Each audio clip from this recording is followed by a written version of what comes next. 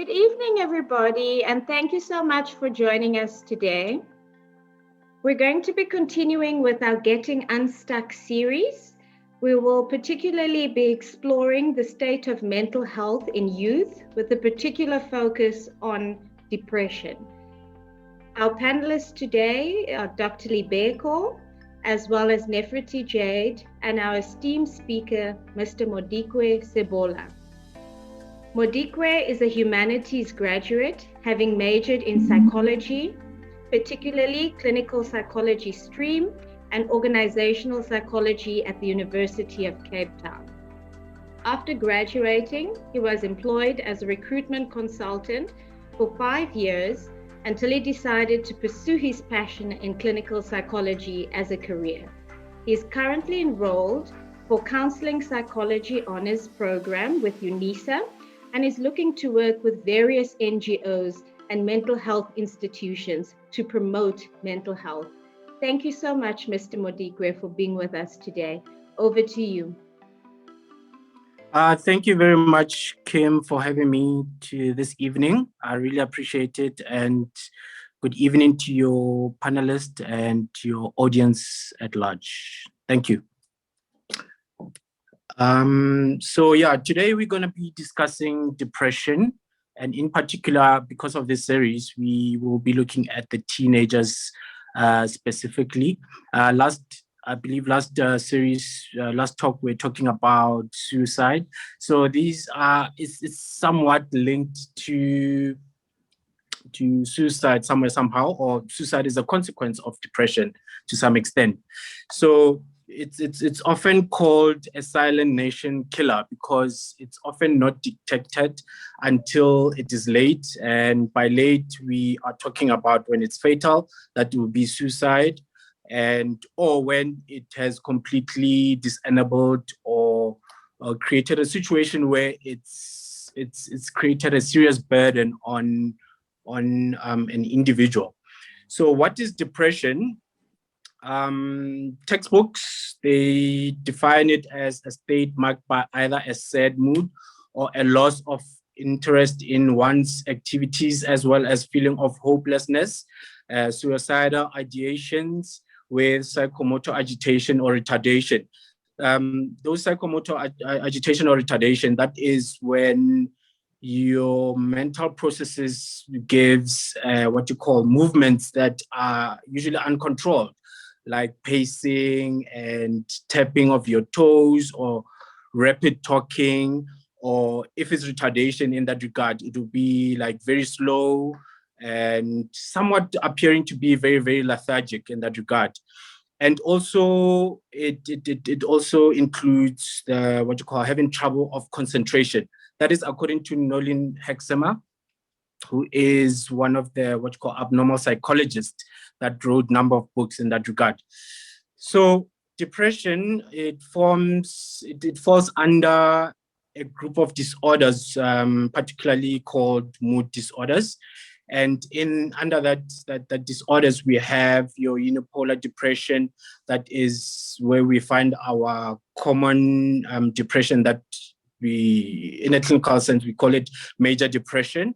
And we also have what you call a bipolar disorders that also falls under mood disorders. But today we'll be focusing specifically on unipolar depression, which is, we will unpack as we go on. So just to talk a little bit about what you call mood disorders. Mood disorders are a challenge in a clinical setting, as World Health Organization has identified it as a major global concern. So just to give you numbers in particular, WHO has found out that with depression alone, 264 people in the world are actually somehow affected by depression. And in this particular, is mostly it affects women than it affects men, right? And there is previous studies that have been done, which have identified mood disorders to be burdensome and also a disabling medical condition. And it continued to be supported by many researches that are still ongoing in everyday life. So you could imagine that this thing has been a problem as back as 1996, when Murray and Lopez have been busy with their studies and whatnot. And they also find out that the mood disorders are usually associated with increased suicide. So what that means is that if you have any of the mood disorder, you are most likely to have an effect of suicide, be it or even suicide attempt, because it can either be fatal or you just fail in that regard to complete it. So in entirety in the medical scene, so it is often that we see that mood disorders are associated with chronic medical conditions. You could imagine why. If you're in a chronic medical condition, you are most likely to be affected mentally, because it's just draining, it's just disenabling, as I've mentioned it earlier, and it's just burdensome. You have to go for your treatment at the clinic, you have to deal with stigma, you have to deal with whatever challenges those medical conditions bring. So these are normally like your cancer, top ones, cancer, cardiovascular diseases, HIV and AIDS, which the both cardiovascular and HIV are quite prevalent in South Africa. I think it's common knowledge about HIV and AIDS and what it presents itself. So you could imagine that it really affects one's mental health in that regard. Neurological disorders, one would understand why it would be a link to mood disorders, based on stigma, based on access to mental health help in that regard, or even just socializing with people, because usually they would not want to associate with you based on stigma, as I've mentioned. And also with mental illnesses, there are usually a risk factor to major depression, which is a unipolar depression that I've identified under mood disorders. And what it tends to do, it's a secular causality effect, where the medical illness will, or let's say you are sick or whatever that be, and it creates a depressive mood or depressive episode. And those in turn, as we would unpack some of the symptoms, like your lack of appetite, lack of sleep, or insomnia rather, or any other what you call symptoms that that we'll unpack later, you'll see that they will affect your immune system. So what end up happening is that depression then it slows down the process where you recover from the initial the medical illness that initiated or that brought about that major depression. So it's a secular causality. So you end up being trapped in this as secular of mental illness and a medical illness, which may be persistent. That's why it is very important for one to pay attention to one's mental health in that regard. So moving forward with unipolar depressive disorders, we're going to focus on major depressive disorder. So that will be our topic for today. It is the most common one that is often seen in our everyday life, that is often used loosely at times when perhaps maybe we're just feeling sad, or when we're feeling anxious, or whatever common symptoms that are there. We often say that you are depressed. But with depression, it has to be a series of, or it has to be a combination rather of symptoms that I did say that I will unpack in a bit, that has to present themselves in a specific way. And this has to be done by a professional psychologist or what you call a psychiatrist. So we also have a persistent depressive disorder. It's the difference between the two is just the length that it presents itself. So major depressive disorder, it has to be a persistence of those or a presence of those symptoms for at least 2 weeks and up to about 2 months. Then it will be major depressive disorder.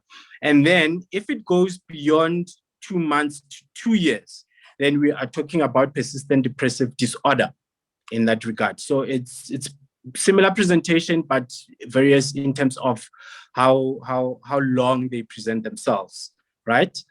So looking into major depressive disorder, it's characterized as a clinical syndrome characterized by a depressive mood or a loss of interest or pleasure in nearly all activities. So it is very important for this two symptoms. You have to have one or the other, and with followed by the other, at least 4 of the next symptoms that we're going to be discussing. And it has to be for most of the day and nearly every day of about 2 weeks, as I've mentioned. And this usually comes with experience of changes like your cognitive, physical, behavioral, and perceptual changes that we will unpack as we go on. And it usually brings about a disturbance of your neurovegetative functioning. So this is how your mental processes brings about your what you call some of the functionings in your brain, like stimulating your appetite or your sleep disturbance. We will later see how what you call it insomnia or rather what you call sleeping for a long period of time, like change in sleeping patterns disturbs or bring about depression. So as I mentioned earlier on, that depression is diagnosed by professional psychologists or psychiatrists.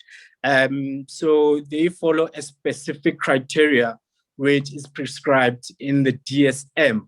So which is your Diagnostic Statistic Manual of Mental Disorders. And it's on its edition of the 5th edition, I think. So as I mentioned, you have to have one of either a depressed mood or loss of interest and enjoyment in your usual daily activities. And that should be accompanied by the following symptoms: your significant weight loss. So that will be change of appetite or your eating habits. And also insomnia or hyperinsomnia, which happens nearly every day. So it has to be at least 2 weeks or so. So if you notice that ongoing every day for at least 2 weeks, you must be concerned in that regard. Psychomotor agitation and retardation, I've just explained it earlier. And also a feeling of fatigue or loss of energy. In that regard will be another symptom. A feeling of worthlessness or excessive guilt, and diminished ability to think or concentrate, or recurrent thoughts of death or suicidal ideation, as I mentioned before. So in category B, it will be where symptoms cause clinical significant distress or impairment in social, occupation, or important areas of your functioning. So in specific to teenagers, this will be when they play sports, when their academics at school, their performance just starts to drop, and or friendshipness where they are not as much as socializing with their friends, their colleagues, their family, or whatever the case that may be in that social spaces. So this is very important in regard of children. So as a guardian or a parent, you have to pay attention to your daily activities of your children, so that you are able to notice such presentation of what you call symptoms or signs thereof. And lastly, there has to be an episode not attributed to physiological effect of or substance or any other medical condition. So those symptoms, they need not to be as a result of a physiological effect, maybe a certain illness or maybe a substance abuse or alcohol or any other medication that you or medical condition that you might be experiencing in that regard. So criteria A, B, and C, they need to be satisfied in order for a psychologist or a psychiatrist rather to make a professional diagnosis in that regard, right? So specific to the teenagers, one could pretty much say that major depression is an attack to the teenagers or our children in this regard. So there has been an evidence by Makafula and Buke in their study in 2019 where they found that there is an increase of mood disorders among the adolescents. So that is very worrying because when we look back to what WHO has said that mood disorders are quite a big concern in terms of mental health and in terms of health in general to our society, that is globally. And as of late, for the teenagers, can we rather assign this perhaps maybe to the change of how the world has been in the past few decades? There has been a rapid change in technology where kids are exposed to technology. They are consumed by internet or online game or even social media, where it brings about bullying or cyberbullying, if you may call it. There was one incident that took South Africa by a storm where there was an incident of bullying at school, and that the learner eventually committed suicide. And when we traced the origin of that incident, we find that it started from what you call bullying from social media. So that can bring about mood disorder somewhere, somehow, and perhaps maybe lack of physical activities in children. So technology brings about isolation of our kids. They don't go to playgrounds anymore. They don't participate in social gatherings. They'd rather sit and play their PlayStation or be on their laptops or their iPads, whatever the case may be. And it kind of somewhere to some extent limit their physical activities or participation thereof. So that could be a challenge in our daily age as we progress. And also, just to put it in context, COVID didn't make it much easier in that regard of isolation. So we find ourselves we're having to limit those social associations with their friends, or be it at school. Certain activities have been diminished, or even participation in other activities in general, right? So moving forward, there has been it has been alleged that although it is less common in children in particular, meaning that it's more in adults, however, it's still significant, and we have to pay attention to how it affects our teenagers or our adolescents in that regard. SADC, which is South African Depression and Anxiety Group, have mentioned that about 38% of the teenagers or adolescents have at some point experienced a feeling of hopelessness and a need of medical attention in regards, in specific to mental health. Excuse me, with specific to mental health in that regard. So that is very worrying that 8% is such a huge number of kids. So one has to pay attention in that regard and be concerned and pay attention to our kids as to are they suffering, or are they experiencing any of those symptoms that I've mentioned earlier. So this is consistent with Nolene Hoeksema, who has previously found that about 8.3% have been diagnosed specifically with major depression. This is a significant number, as you can see. It means that one has to be very, very pay attention to our daily raising of our kids.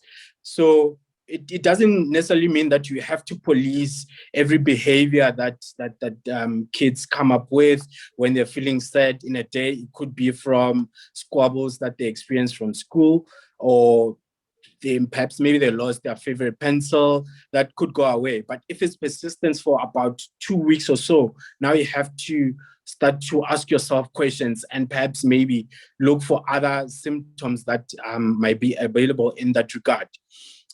Duffy also had previously identified that adolescents or teenagers are at high risk of psychiatric disorder, consistent again with World Health Organization and SADC in this regard. It's a very worrying statistics. So it reaffirms that our teenagers in this regard are indeed under attack by this silent killer, if we may call it, right?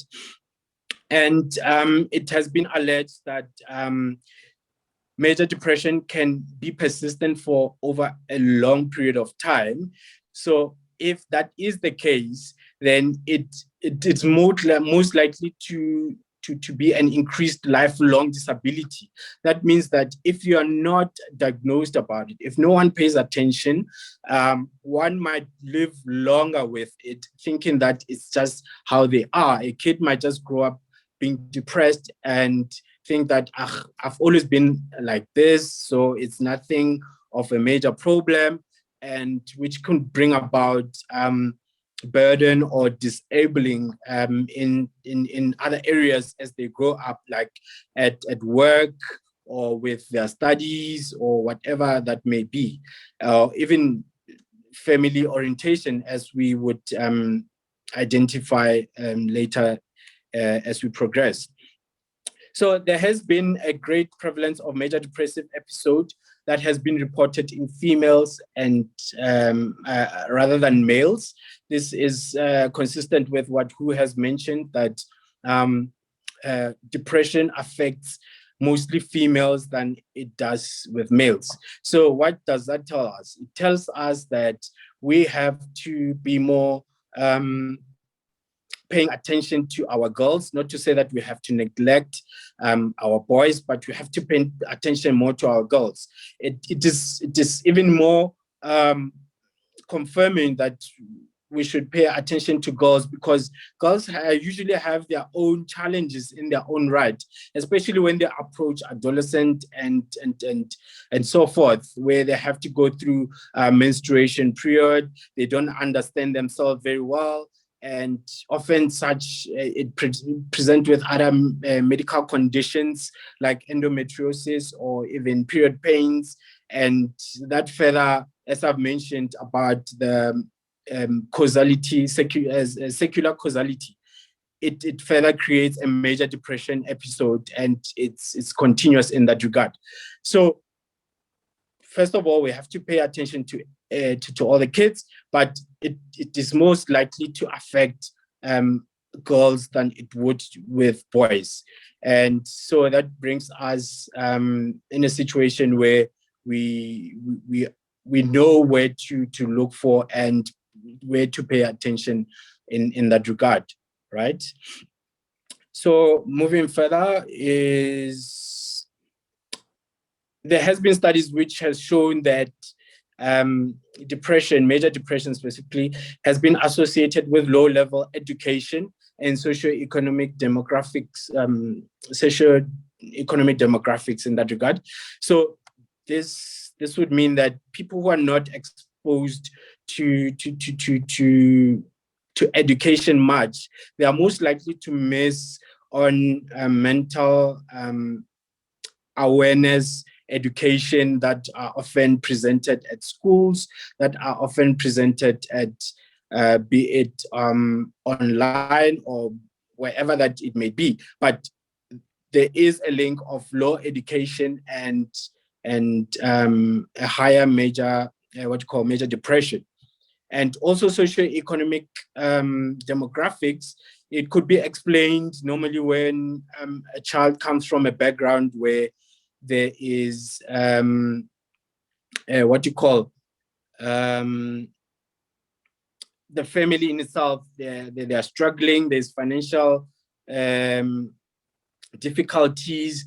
They cannot pay for certain things at school, and now other kids are chipping on the kid or whatever that may be. There is a link of socioeconomic demographic together with major depression. Genetics as well, it is also further a risk factor in this regard.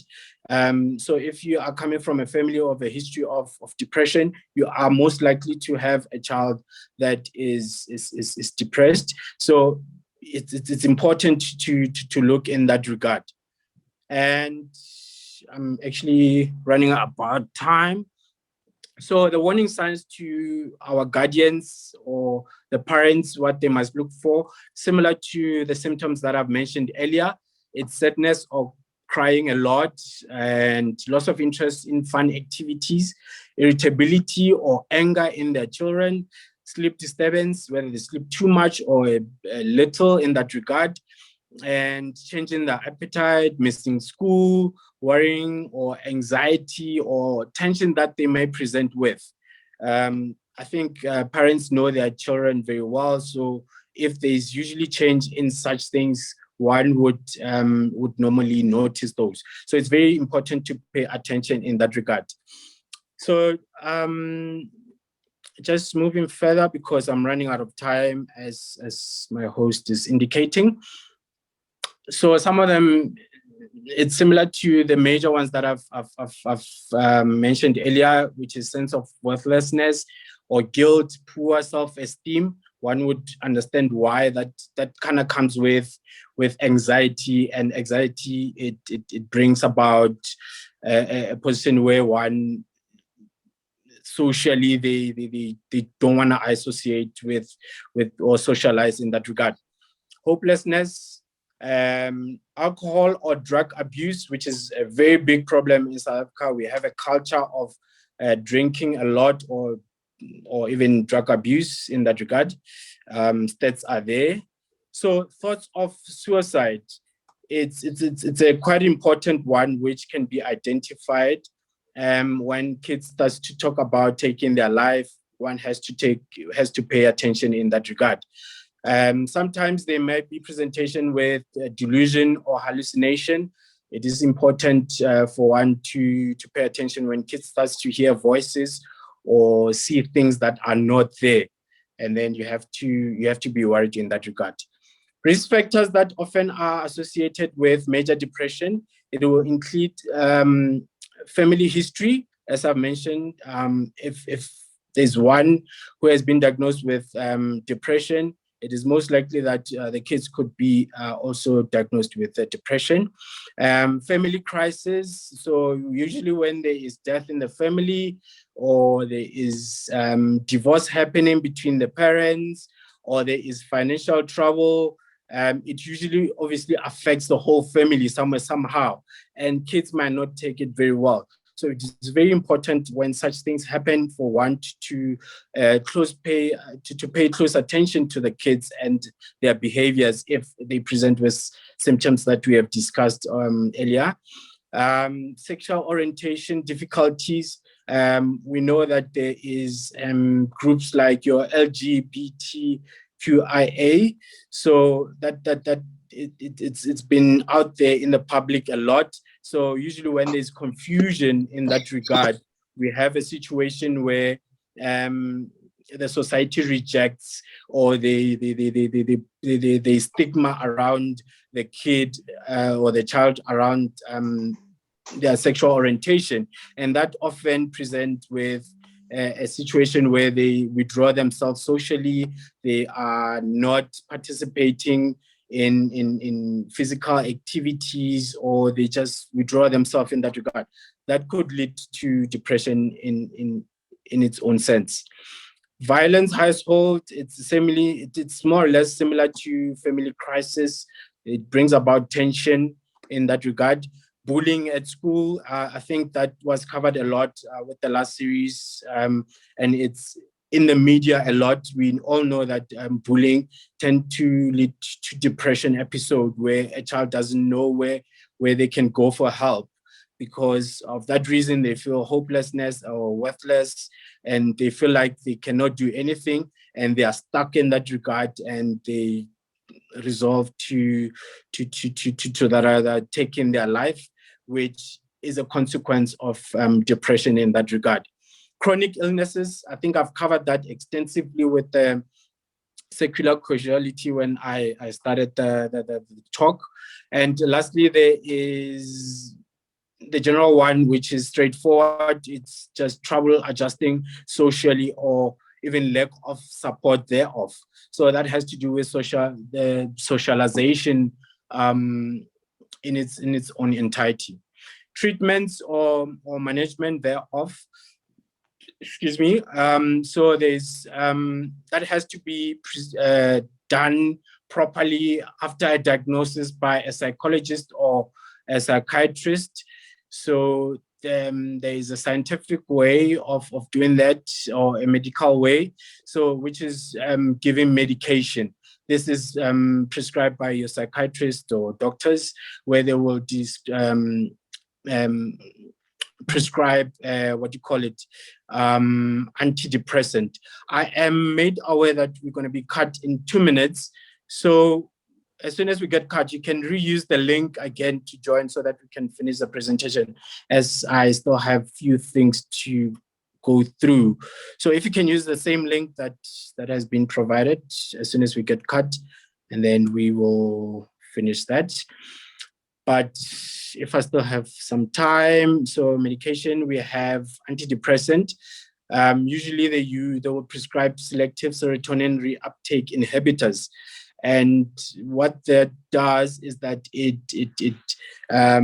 inhibits the breaking down of serotonin, which is important for our moods and our sleeping patterns. So it's all scientific in that regard, but usually that is handled by a psychiatrist, which is important for one to seek one to go to the doctor as soon as they understand that. I think we are. I'm not sure if am I still live. Yes, you're still live. You've got 1 Kim? minute. Oh, I'm still live. Okay, 1 sorry. 1 minute. Yeah. All right. I'm sorry about that. So with such medication, antidepressant, we usually have it comes with side effects, so one has to really make a decision in that regard. Side effects will include nauseous or feeling nauseous, diarrhea, headaches, and sexual problems, which could be problematic, especially for adolescents when they start to explore themselves or develop in that area. The other one, it's a psychotherapy, which is usually presented by psychologists, and there are different psychotherapists, which one includes cognitive behavior therapy, and the other is interpersonal therapy. I'm not sure if I'm still live. Kim, I'm hearing voices. You're still live. Okay. All right. It will cut shortly, though. It will cut shortly. Okay. So CBT, or cognitive behavior therapy, is the most common one, where so the interaction between the therapist and the patient, they go through the situation that the patient is going through, and they will attack the negative thoughts. So as I was talking about psychotherapy, so I've mentioned that there is cognitive behavior therapy, where the therapist, together with the client, they go through the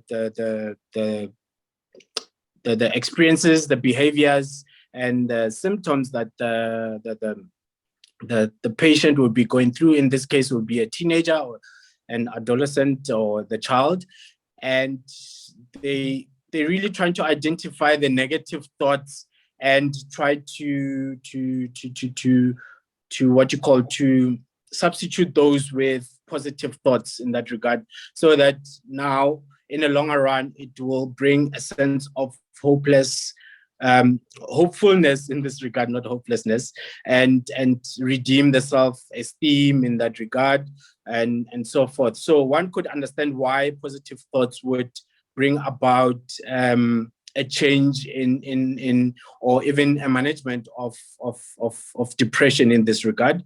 Another therapy is interpersonal therapy, where the therapist will try to work with the child and improve certain personal skills or relationships, such like communication or problem solving, and so forth.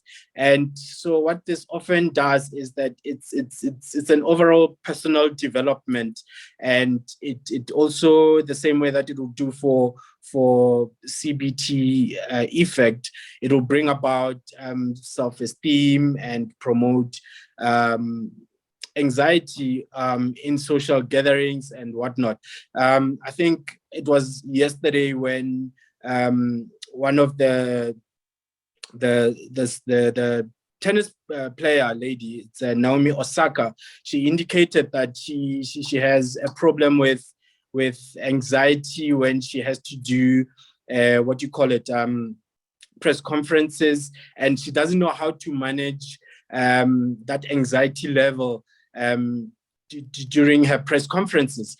And what normally would happen in interpersonal therapy, the therapist will work with the child to manage such situation and encourage your child to engage in social activities and so forth. So it is quite important to really understand the management or the treatments that are available out there for depression. And obviously it varies depending on the level or the severity of depression in that regard. And I think psychologists and psychiatrists are very much capable to give advice and much more information for one to choose from in that regard. There's usually a what you call it, they usually give you power for you to choose which treatment you want to go through and so forth. I've seen parents or even patients in adulthood who would refuse certain treatment because of what they believe and whatnot. So it is very important for one to be in a position of education, which I've indicated earlier, that usually when there is low level of education, one might not have options or might not even know much about such disorders in that regard. So what to do as a parent or a caregiver, or even caregivers at school and whatnot, is to encourage exercise. This is the physical activity that I've touched on a bit on. So cut down on your kids' iPad or your PlayStations or laptop, whatever that it may be, Netflix. Encourage them to exercise, take a walk with them. Encourage them to be physically active at school. Take them to the gym. I know certain gyms have options to bring children, and you would get a discounted rate in that regard.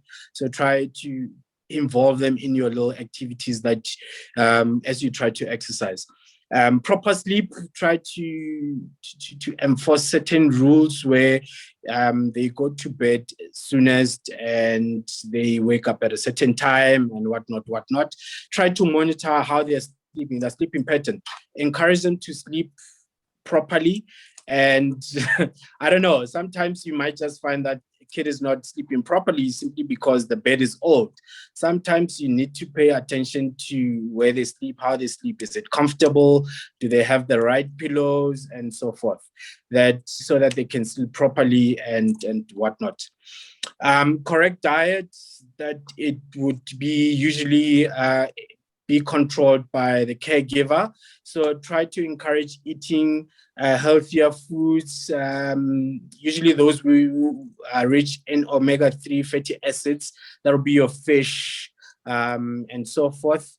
Vitamin Bs and magnesium. I think caregivers or parents are very capable to do research in that regard as to which ones are very much rich in your vitamin Bs and magnesiums and your omega-3 fatty acids.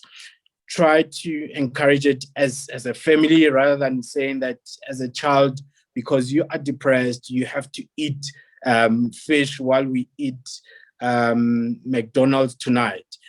Encourage eating fish as a whole family, and I think it will benefit the whole family rather than just doing it for the sake of the child themselves. And it's good habit to eat healthy as a family as well. Realistic expectations and goals must be set for the kids. Don't put too much pressure on their normal activities like your work, or rather schoolwork or academics in that regard, or expect them to come back from school and do all the chores in the house simply because they're their child and they don't have a say. It must be realistic expectation and goals that are set, and sit down with the child and make sure that they understand what is expected to them. I think more often than not, we have a situation where parents are bullying simply because I am your father or I'm your mother. You're going to do as I tell you. You have to listen to your kids. If they say that I cannot do this, you have to pay attention and say that perhaps maybe let's try a different approach, or let's reduce the workload. If there's a teaching behind whatever you are trying to put forward. Encourage them to ask for help. This I cannot stress this enough. If you see your kids been troubled, try to show support, and if they are being bullied, encourage them to report it and so forth. And also avoiding of alcohol and drug abuse. That's a major one in our country, as I've indicated earlier. And yeah, there are supporting institutions that one can refer to as a parent, or even if as a child themselves, and then just give them access to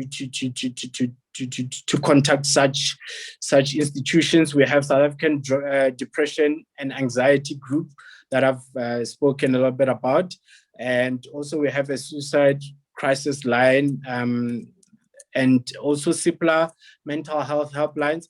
All of those that I mentioned, they do have what you call toll-free numbers that one can engage and get free help, as either as a parent or as a child themselves. If you feel like you are stuck in that regard and you don't know what to do or you don't know what to look for. So yeah, there is help out there. There's institutions that are available. I think my colleague Neferati will discuss one particular help that is out there that this mobile clinic is promoting or working together with in different schools or in different societies to better alleviate mental health in our kids and to make our society a better society. I think I've come to an end, and yeah, Thank you so much, Mr. Modikwe. That was. I'm sorry, I went above time. Not a problem. Not a problem. A big topic. It's a big topic.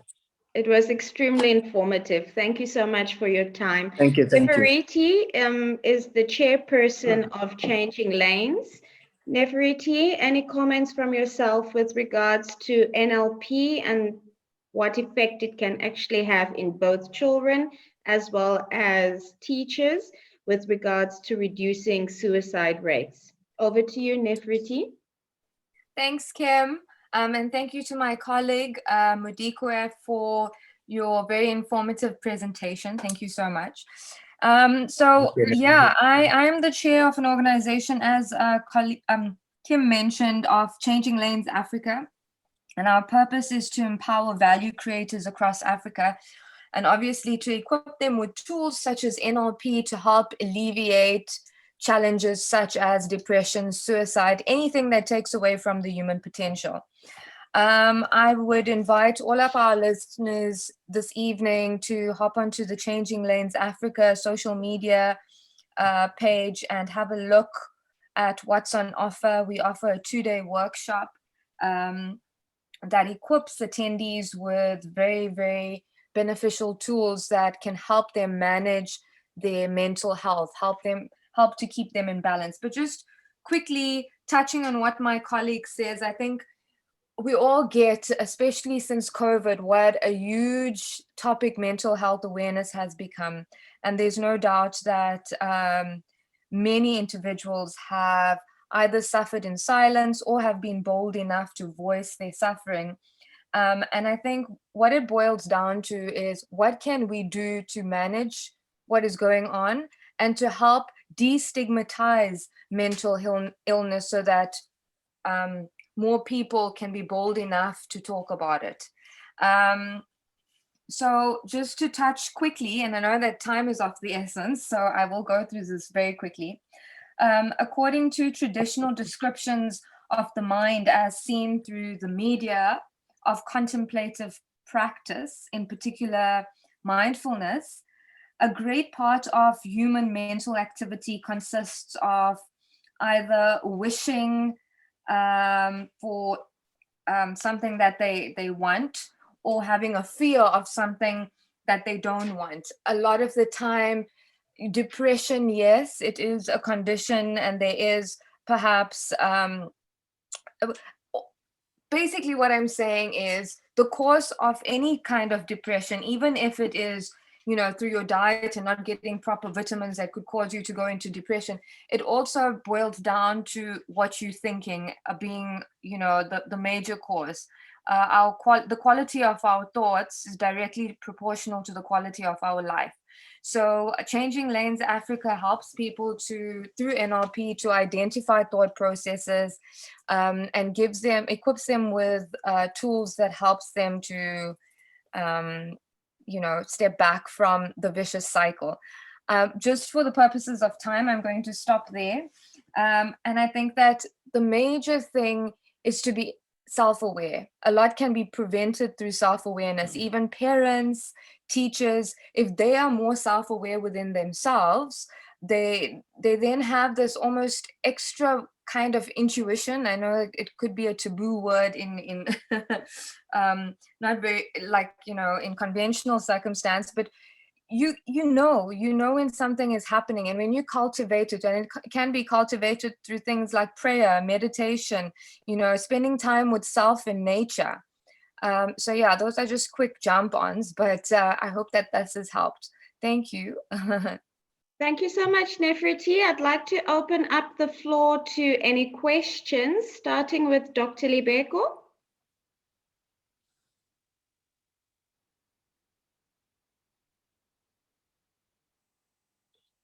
Thank you very much, Dr. Lamont. Thank you very much, Mudikwe, for that informative talk. And thank you very much, Nefriti, for always chipping in. So I think I'll start off with Nefriti. It's not really a question, but it's just for the audience, just to remind us maybe what NLP means and give a bit of a description before I go on to questions for Mudikwe. Oh, fantastic. So NLP is an abbreviation for neuro-linguistic programming. Basically, neuro is your sensory experience through your neurology. Linguistics is your verbal, your verbal communication with yourself and with others. because we all kind of have this internal dialogue, and even the way that we talk to ourselves affects our sensory experience. And then of course, programming, which is how we are programmed. So for example, this is just going to be a quick example to sum up what I'm saying, because it can be a little bit highfalutin. NLP basically helps us to identify patterns within ourselves that happen through our conditioning, through our experience of life, and then start to run on autopilot. For example, if I'm assuming that everybody listening today has driven a car. When you first start driving, you have to be very conscious about everything you do. If you start on a manual, you stall the car. If you're not doing things according to the time processes that you should be doing it. But once you get the hang of it, very, very often, you would find that you end up at a place that you usually go to every day, and then realize, oh my gosh, I got here, and you weren't even consciously thinking about driving. So that's how life happens. We have a strategy for everything we do, and that strategy at some point becomes unconscious behavior. Just like that, negative thinking can become a behavior that is a pattern that is unconsciously run. And NLP teaches us how to identify unserving patterns of behaviors and fix it. So plain and simple. That's quite cool. Okay. Thank you very much, Nefriti, for that clarification. Mudikwe, one or two questions for you. You mentioned that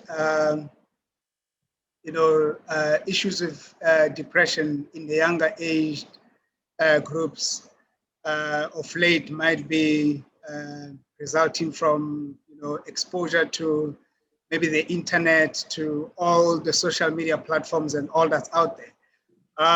Is there any other reasons why there's an increase in incidences or issues with regards to depression, apart from maybe more exposure of our youth? Do we play a part as parents, maybe giving them more pressure at home so that maybe they can perform better, or they can become doctors like some of us, those kind of things? What is it that,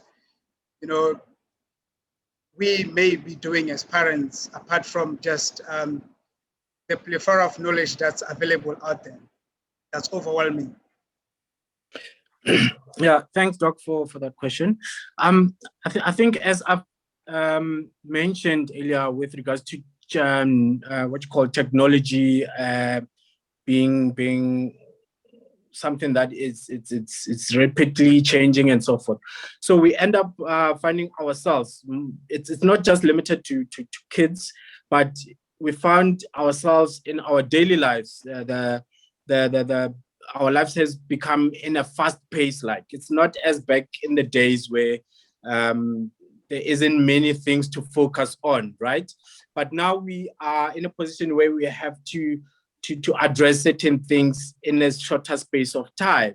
And what we end up doing is that we end up neglecting some of the important things that kept us away from depressive, what you call, episodes. Like, we do not visit as we used to visit anymore. People are more concerned about themselves and their families. And you find that even just being a smaller family, we are not really paying attention to each other. So there's some sort of individualness that it's happening, and that is exacerbated, as I mentioned, by change in technology and social medias or whatever that we might be preoccupied with.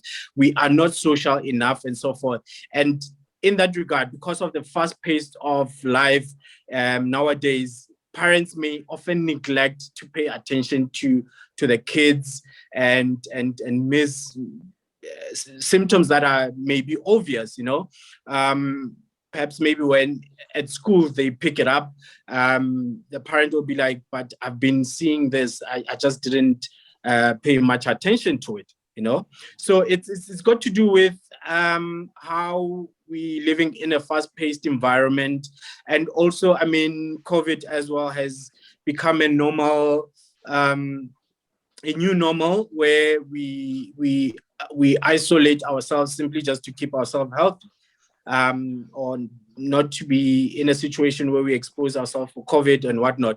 That also comes up with situations where we are stuck in our houses. We have cabin fever where we just cooked up in the house. We have seen last year where people were busy cooking dumplings or magwenya or whatever that it may be, trying to stay safe or wanting to go outside and so forth. So it's got to do with how the current environment is set up and so forth. Sorry, I missed your last question. What was your last question? My last question, part of the question was, as parents, are we not putting, a lot of pressure on our kids? There's this thing, I think a couple of us have got kids, I know, in the platform. And we always, look at the child's milestone. My child should achieve A, B, C, and D at this particular age. And you try and, I don't want to say push, but you enforce or emphasize that these milestones be reached. And we fail to understand that maybe, kids grow differently and at a different pace. So I'm saying, maybe as parents, we might have contributed, or we might contribute to, issues of depression by just, wanting our children to achieve certain milestones at a particular age. Yes, so that's not really a question, yeah. Okay, I want to say, yes, you are correct in that regard.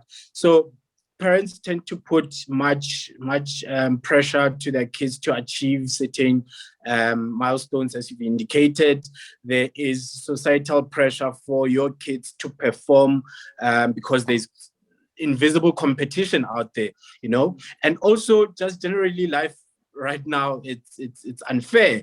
You have to work harder because I think there was also statistics that were released today where they showed a slight increase in unemployment currently in South Africa. So that means that your kids has to get like better education. They have to perform. You have to be like really, really top of the cream so that you could get better opportunities. So unfortunately, parents are aware of such changes, and they in return they fall down to their kids, often neglecting some of the interests that the kids might have in particular. So I often talk about parents being bullies.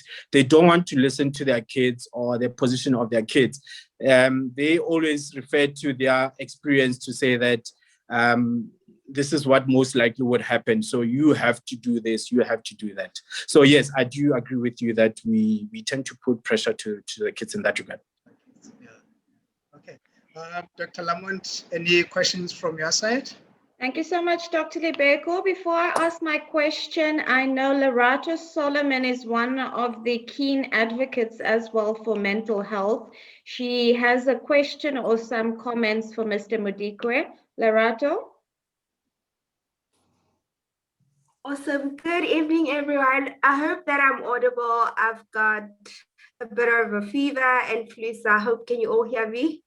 Yes, yeah. You're audible. Okay, awesome. Thank you so much, Mudika, for the informative presentation. I just have two questions. And the first one is, how do we begin to have a conversation with teenagers with regards to mental health, whether it's in our homes or whether it's in the school? Just how do you think we can address that situation? Okay, so as I've mentioned, is that the first step, I think, is to pay attention to our kids. Often than not, when our kids get depressed by diagnosed by with depression and stuff, it's when we start to pay attention to what's happening in their lives and whatnot. What we normally care about is if they have food and roof at their top, and then they're back from school, and then that's it. And then the following day we repeat the same thing. But pay attention to their interests. What are there certain changes in what they like and whatnot? try to talk to them, engage with them, and as somewhat try to make friends with your kids, and usually you'll pick up the changes that comes in that regard. It's very important, again, to listen to kids. Hence, I always say that parents are bullies. We need to pay attention to what the kids tell us, because what normally happens is that kids are in a developmental stage. They are still learning. They are getting conditioned to the environment. And that environment is not necessarily from the family or the school itself. It's out there. It's in the internet. It's on TV. It's everywhere. And all this information coming in, and they might have questions and whatnot, and we avoid those questions. They are left with having to make decisions for themselves, and in return, it might be wrong decisions. So we need to pay attention to our kids, and the more we pay attention, that's when we would be able to identify such warning signs that I've went through earlier. I hope that answers your question in that regard. Sure. Thanks for that answer. And then my last question is, so I've heard you mention the resources available for teenagers, where to seek for help, and it seems like most of them are accessible for people who can actually, afford mental health care or have medical aid. But now, how do we then address the issue of mental health care for teenagers in marginalized communities? For those kids who do not even have access to, to the internet, or to even make a phone call. Do you perhaps have any ideas or how we can tackle the issue, or do you maybe know of any resources available out there? So this is a global challenge. In fact, World Health Organization itself has mentioned that I think about 76% in low-income areas and 85% in middle-income areas haven't received treatment of depression. This is simply because there is no access to that, to such things. Be it being resources, whether it's internet or telephones and so forth. I think what is important for us is to continue talking about what you call mental disorders. Try to be an ambassador of mental health. We tend to shy away on talking about mental health, or be it affecting your kids and whatnot. It's somewhat of a taboo to our communities out there to talk about mental health. You'll be surprised how the minute you start to talk about it, how many people are listening, and to what extent people are willing to seek for further information in that regard. It's a big challenge, but luckily we have institutions that try to avail themselves for free in that regard. Institutions as Changing Lanes Africa, which is our guest today as well. So it's a big challenge. Unfortunately, mental health it's an expensive exercise globally, but we can somehow try to address it by talking about it. Don't be shy to discuss it. Talk it to your kids, talk it to your colleagues, talk it to your whoever that you come across if the opportunity presents itself, unfortunately. Thank you so much, Mr. Modique. Where we've got one more comment from the audience, from Valia, and perhaps it echoes your sentiments further. She states that parents don't always know their children. For me, communication is key, building a bridge for significance and emotional expression. That is indeed correct. again, from my theme, parents are bullies. Bullying can come up in different forms, and simply just ignoring your kid as well, it qualifies as bullying. So that's interaction with our kids. That is where we normally pay attention to their communication, because they can't always voice themselves out. Sometimes they communicate through actions, sometimes they communicate through what you call retaliation, or whatever that may be, certain behaviors. It is very important that we pay attention to our kids. And yeah, I do agree with the audience in that regard. Okay, perfect. And one question from myself. So could mentoring programs or community services or church services, could they potentially assist in mitigating or reducing the effects of depression? Could that be one of the strategies that are actually used, like assigning specific children to a mentor and have their mentor basically guide them through some of the problems that they're having? Yes, you are indeed correct.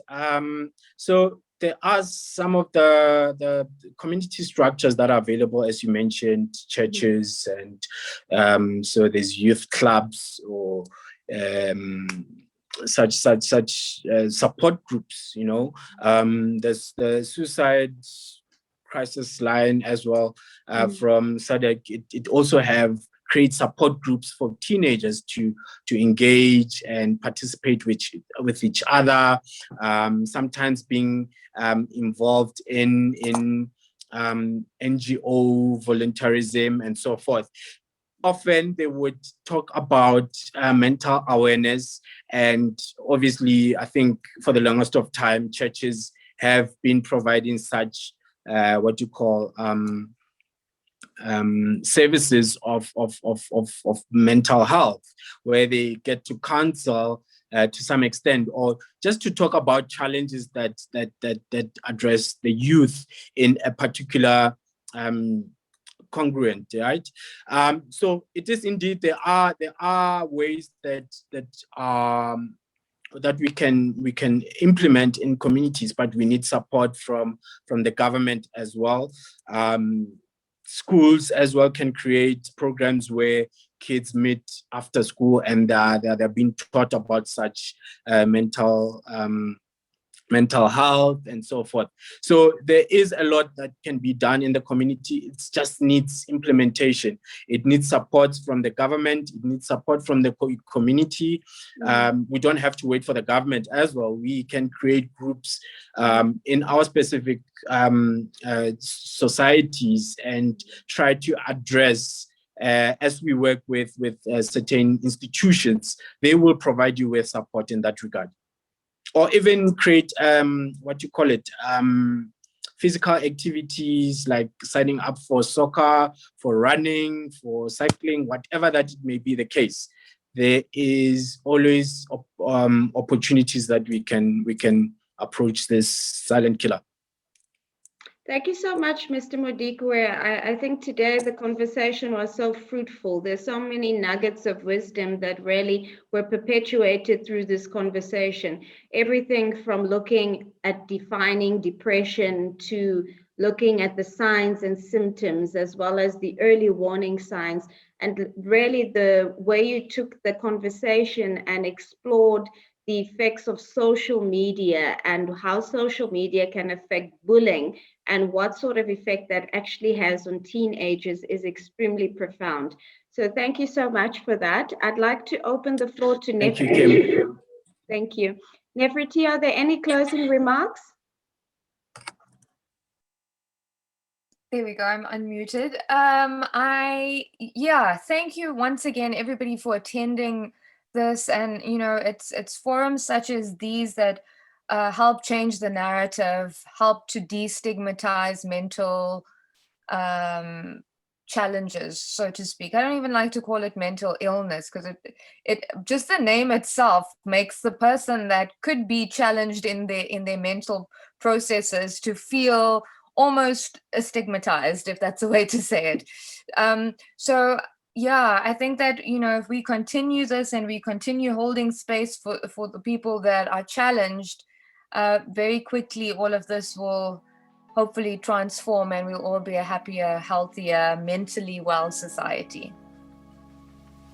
Thank you so much, Nefertiti. And with that said, I'd like to thank the audience today for participating. Thank you, Mr. Modikwe, for your time. And in closing, I'd like to close with a small adapted part of a poem from Lebo Mashile, You and I. We are the keepers of dreams. We mold them into light beams and weave them into life seams. You and I, no, life is not what it seems. We try to find the facts somewhere there in between. The visions we redeem and the agony of choice. Yours is just a mind and mine is just a voice. But we ride the crest of intuition on the journey of this life. Nothing can be stopped like you and I. We are the keepers of dreams. We mold them into light beams and weave them into life seams. Thank you, everybody. Have a wonderful evening further.